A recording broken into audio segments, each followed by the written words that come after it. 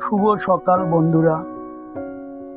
জাতীয় সড়ক ধরে জয়পুর শহরের দিকে যাচ্ছি। দুই দিকে অসাধারণ সব পাহাড়গুলো দেখো। জয়পুর পিঙ্ক সিটি আর মাত্র 12 কিলোমিটারের পথ। এবার আমরা ঢুকছি পিঙ্ক সিটি। পুরো শহরটাই পিঙ্ক, অপূর্ব লাগছে। যাই হোক, আমরা এবার ঢুকছি বিখ্যাত হাওয়া মহল। রাজস্থানের জয়পুর শহরে এটি অবস্থিত একটি প্রাসাদ।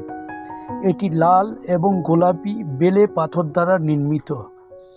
1799 সালে মহারাজ সওয়াই প্রতাপ সিং দ্বারা নির্মিত। চলুন দেখা যাক।